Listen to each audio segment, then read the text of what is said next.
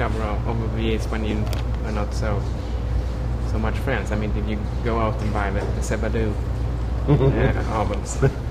I see them play when they come to town. Yeah. Did you go backstage? Yeah. You did? So you had the contact, like. He came back once and I yelled at him and that was it for a while. But yeah, he would shock me. He would come to the shows. I'd be like, wow, he's at the show. That's really funny. Like, what's going on? You know, but that's maybe part of my mind that made me let go of a lot of things too. It's like, wow, he's here. Okay, that's nice. Yeah, Jay was pretty good about coming around. I was in some projects too where I'd play locally, and he would show up to see what I was up to, see what I was doing. And I think I went to a Fog show a couple times to see what he was doing.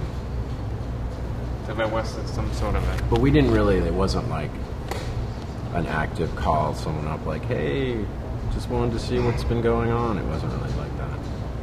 We just had a lot of mutual friends, like people that I worked with Sebada, who worked with him with the Fog and then with Dinosaur as well. You know, and you end up in the same place at the same time eventually when you have that many people in common. Yeah. How, when you did the release of Bjorn now, it's 1 month ago, like, were you nervous about people's expectations?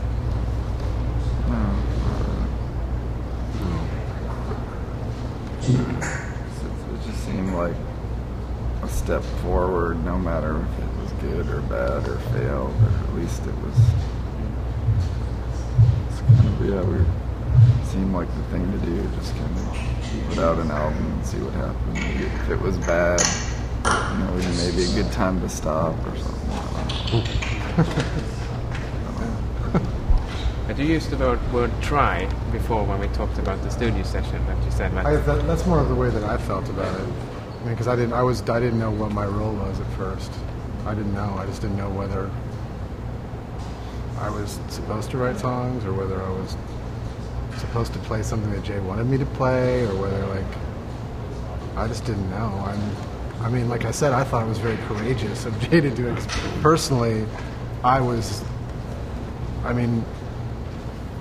don't know, for whatever reason, maybe a part of my personality is that just I don't expect anybody to ever want to hear anything that I ever do again, or anything that I just that's just the way that I enter things. It's not the best way to, that's not a good attitude to have, but it is my attitude. It's like I figure I'm always struggling against indifference. Do you feel the same, Murph? Not really. I mean, I just personally and as a band, I just put stuff out there, and if people want to hear it and they like it, that's great. I don't really think about it, we just create, and people can take it the way they want to take it. I don't really try to have a preconceived notion how should this be received or something I do.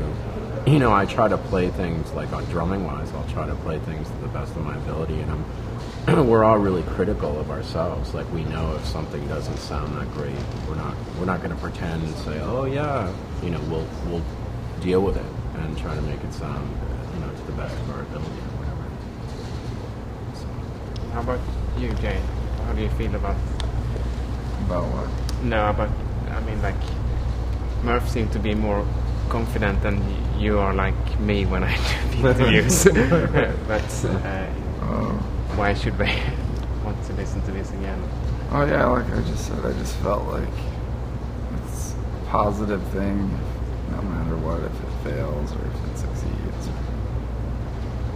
Because it was, we just couldn't really do anything else. We couldn't play any more shows. We were playing the same songs, so we just had to do something, just to see what happens.